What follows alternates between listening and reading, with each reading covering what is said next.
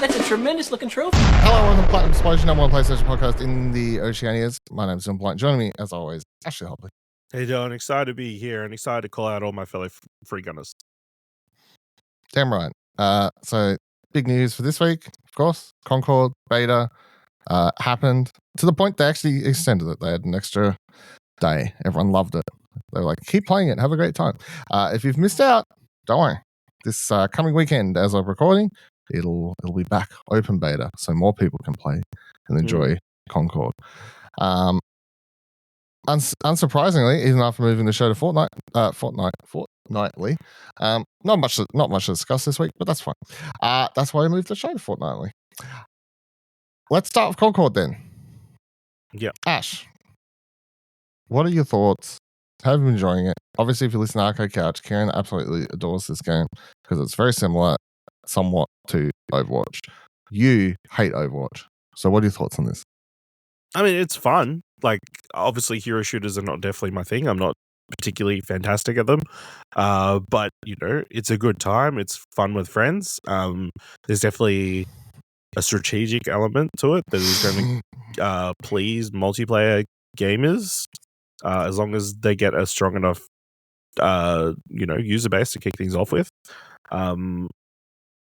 Obviously, we only got to see a small piece of what was on offer with we've got the brawl modes, which is basically, deathmatch. And then you've also got the rivalry mode, which is probably It's where like kill confirmed. I guess you have to pick up something to pick up stuff. Whereas the rivalry mode is like a little bit more in depth, more like Overwatch, I guess, with multiple rounds or with different objectives rather than just wipe everybody else out as many times as possible. It'd be interesting to also see like how many more modes on top of that there are, because I feel like obviously we talked about it when we were playing, but like 16 characters right off the bat, it's like a pretty large grouping of characters for you to select from, all feeling very different. Like none of them felt like they played exactly the same or like were treated very the same. Gunplay is quite fun. The dodge mechanic adds in extra elements, which adds different abilities and that kind of thing. Obviously, this is a game that they've put a lot of thought and effort into, and obviously, inspired by Overwatch, Destiny, and all those sort of games. So, it's just cool to see that they clearly knew they had something. And maybe we can stop judging a game, but whether it's a live service game or not. Just wait and see. I think I was judging it because it was a live service game. Judging it because nothing about it sounded good.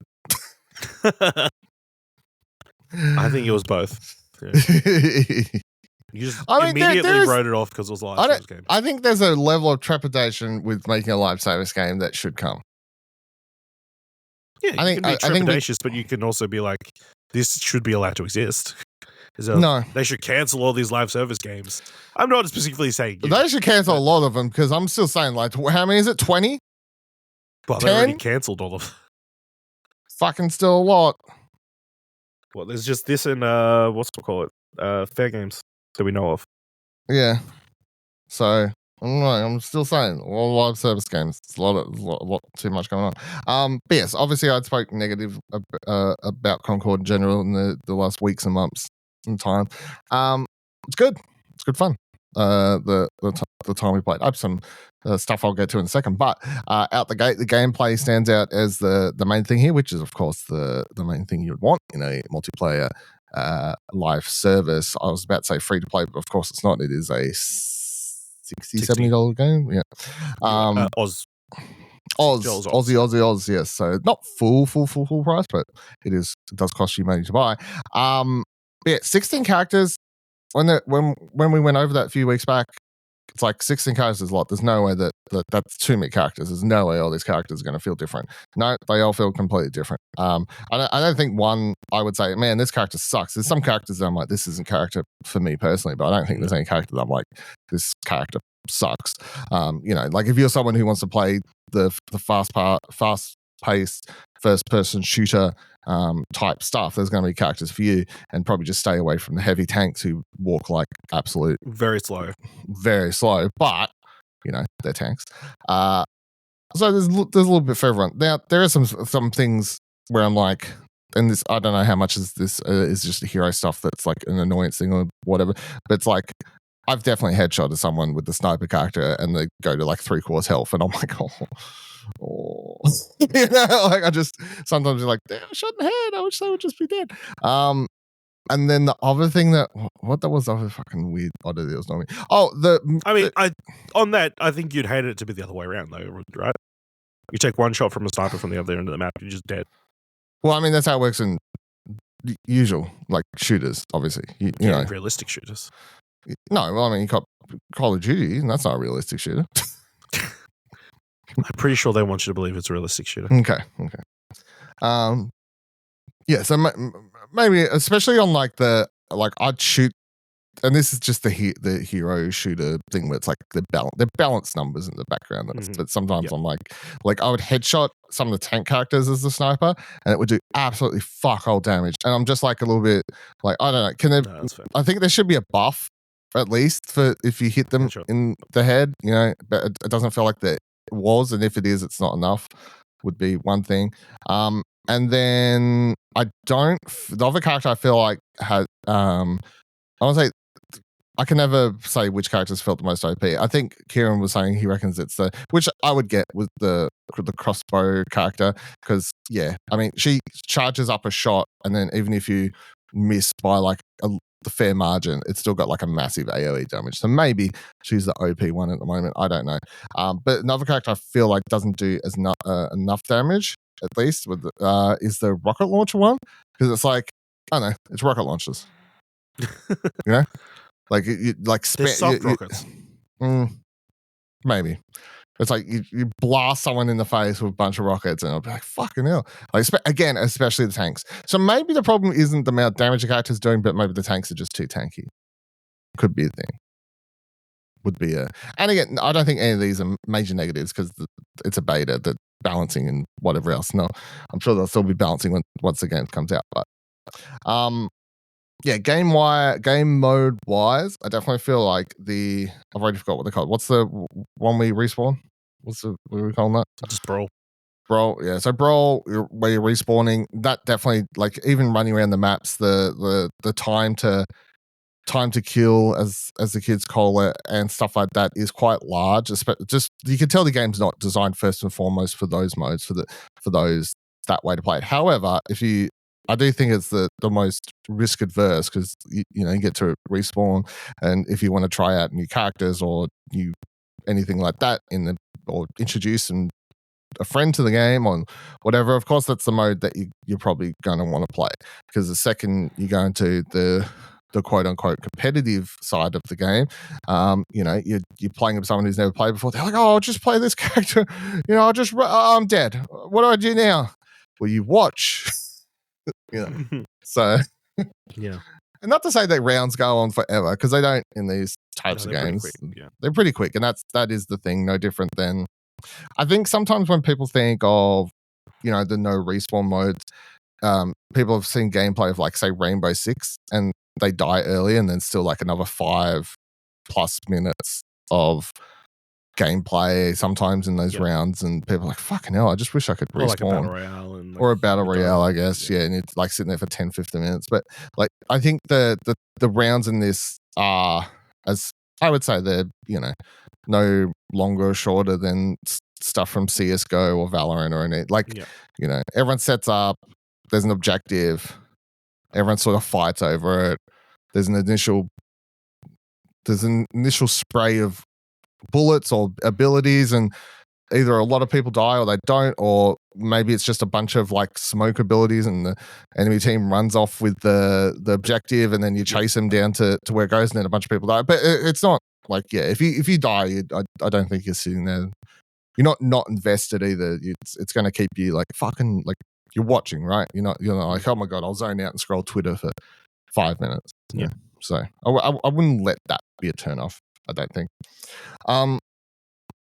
So the other thing for this game, of course, is they introduced it with the Guardians of the Galaxy heavily inspired crew. That's the crew that you see in the opening cinematic for the game when it plays, and that's the and the following clip. So we've seen no cinematics for the other characters yet, which is fine. But That's not true. The second cinematic where they're opening up the Galactic Guide, one of the goes is different to the group in the original. Yeah. But one thing I'll say that I'm still confused about, unless I've missed it, which would be fair because I did skip that second cutscene halfway through because I was like, I just want to play the game. Why are they all fighting against each other? Yes. Yeah, it's like Overwatch. Okay. Why are all the Overwatch characters fighting against each other? I don't know, but I don't know, but it is. I know for some people they're like, I don't care, like what's the answer to this and most things. I do know the reason and how. Like Apex Legends is the other thing I've played the most of course. I know the lore reason. Yeah, that one has an explanation. They're like, that one has an explanation. And also, they've explained A, it's Apex games, and B, they've even got a story reason for why like the characters like they don't actually die and whatever.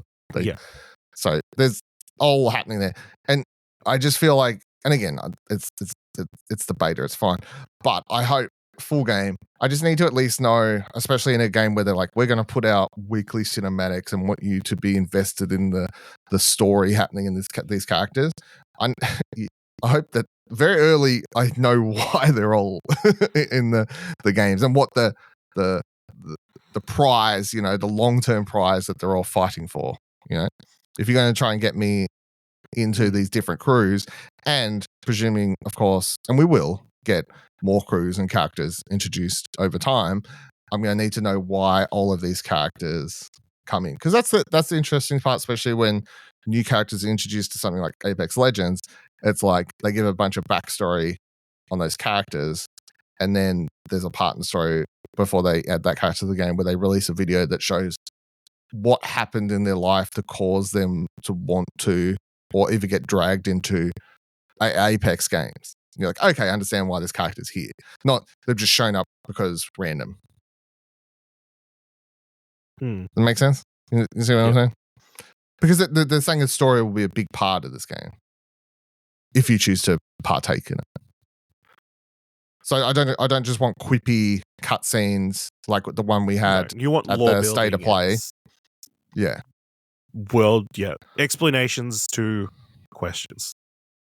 Yeah, because the cutscene video thing that they showed at the state of play, it was just characters. Yeah, it was just characters doing things. I'm like, that has nothing to do with the actual game or the game world. Yeah, I would not get my hopes up.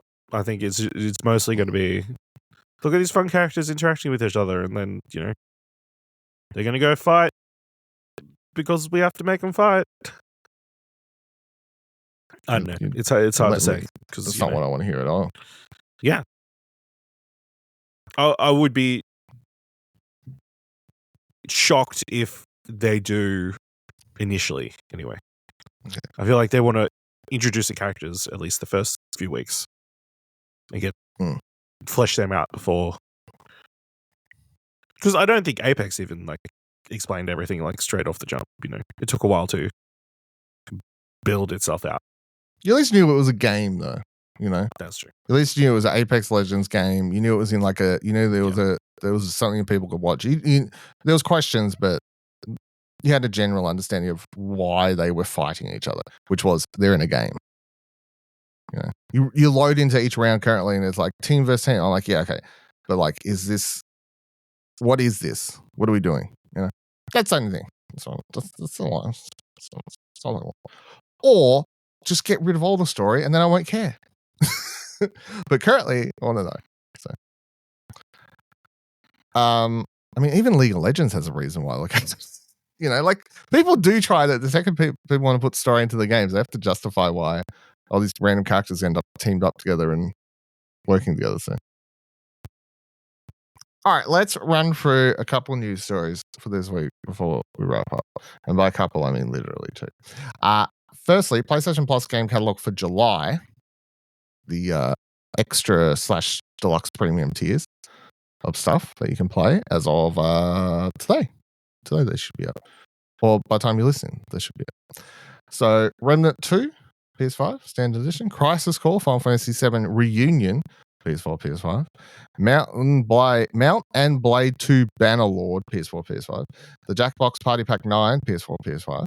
Pathfinder, Wrath of the Righteous, PS4, PS5. No More Heroes, PS4, PS5. Travis Strikes Back Again, No More Heroes, Complete Edition, PS4. Deadcraft, PS4. Steep, PS4. They do have a note here. This was on PlayStation Plus previously. And then in the Deluxe/Premium tiers, Job Simulator, PSVR 2. Summoner, PS4, PS5. That's a PS2 game. Ratchet and Clank Size Matters, PS4, PS5. That is a PSP game, of course. Actually, no, it was a. It was a PSP game. Built for the PSP. Yeah, and they brought it to PS2 later, I think, though, is what I'm thinking. I think, anyway. Jean d'Arc, PS4, PS5, and that is a PSP game as well. Anything of interest for you out of the July catalog additions? Crisis Core. That could be something cool to check out. It's a game I love. Yep. Jackbox could be fun if you got friends. Easy. Surprised, that they wouldn't have a larger catalog in PS Plus of the Jackbox games. Yeah, I need one. You only need one. And I guess it's interesting. Like, what's the deal with the No More Heroes? Why are they coming out now? Is that the signaling of something else down the line? It's always fun to speculate. Is there a deeper meaning behind like an entire franchise or a bunch of games from the same franchise releasing on PS Plus extra? Like, are we going to get more? Are they about to make an announcement? Yeah, it's always who doesn't love a conspiracy theory? Okay. As far as I'm aware, there's no upcoming No More Heroes games. But never know. Ratchet and Clank Size Matters would be my pick. I love some old classics. Or that too. Outside of that, I don't think I really got. I mean, I'll shout out the Crisis Core, but like I've played and finished that on PSP, and I've played and finished that Reunion version, the remaster. Good shit. But yeah, I mean that's about it, to be honest. I have no idea what Summoner is. Let me just look this up. Jean d'Arc or whatever, I know what it is. It's like a grid-based. Or was it grid-based? It was like a tactics game though. PS2 Summoner. Let's have a look at this. Is an action role-playing game developed by Voltillion and published by THQ. It was released as a launch title for PS2 in 2000. In the game, the player plays the role of Joseph and can assemble a team of compatriots and summon powerful monsters. The game has a world map, involved storyline, and unique hybrid combat system involving real-time and turn-based mechanics. It has a 74 Metacritic score. Okay. And there was apparently a sequel in 2002. So there you go. I'm just looking at screenshots real quickly. Looks interesting. I mean, it looks like shit because it's a PC game, but I mean, it looks interesting. And finally this week, VG 24/7 writes, Crash Bandicoot 5 was reportedly in the works, but one former Toys for Bob dev says it's been canned. It's going to break hearts. Yeah, it's breaking my heart. So the story is, sorry Crash Bandicoot fans, it seems like a fifth game was in the works, but it's been cancelled. It's been a weird time for everyone's favourite Bandicoot in recent years. He had something of a revival back in 2017 when Crash Bandicoot Insane Trilogy brought classic PS1 character back to the forefront, finding success with new, young audiences too. This later led to a remake of Crash Team Racing in 2019. Of course, a year later, there was Toys for Bob's sequel to the original trilogy, Crash Bandicoot 4, It's About Time. Since then, things have been a bit quieter. Last year did see the arrival of Crash Team Rumble, a live service game that was ultimately not very successful. But there's always been the question of whether there'll be a Crash 5 or not. And the answer, as it simply turns out, is that it was one in development, but not anymore. This is according to Nicholas Cole, a character artist that worked on games like Spyro and reignited the trilogy and notably Crash Bandicoot 4. It's about time. Sadly, the game Cole was working on up until recently, codenamed Project Dragon, was cancelled. Of course, this led to some fans wonder if it was related to that purple dragon Spyro. Chloe clarified that no, Project Dragon wasn't a new Spyro, later showing art which revealed it to be a Minecraft-inspired fantasy game that honestly looks quite lovely, says the writer. However, Cole did note in the tweet debunking it being a Spyro game that, quote-unquote, someday folks will hear about the Crash 5 that never was, and it's going to break out, end quote. There's never been any official announcement regarding Crash 5, and Cole is no longer at Toys for Bob, so take that with a pinch of salt just to be on the safe side.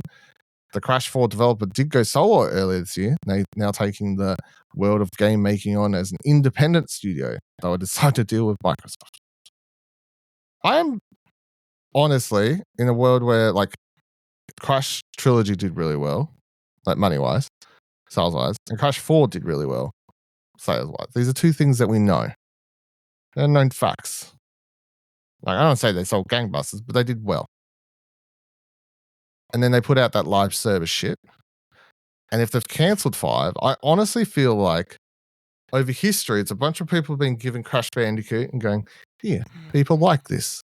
And then a bunch of people proceed to go, that's nice. What do they like about it? All these things? Cool. Let's do the opposite of all of that and just completely fuck it up. Yep. You know, like, what the fuck are you doing? Like, Crash 4 was really good. It was like, it wasn't mind-blowing. It was just continuing in the trend of the originals, platforming, mascot platform. It was really good. It was great fun. People loved it. Great time. It's just like, okay, just make another one. I'm not saying that's as easy as flicking your fingers, but, you know, like, make another one. Bit weird. Anyway, I'm disappointed. Although not shocked.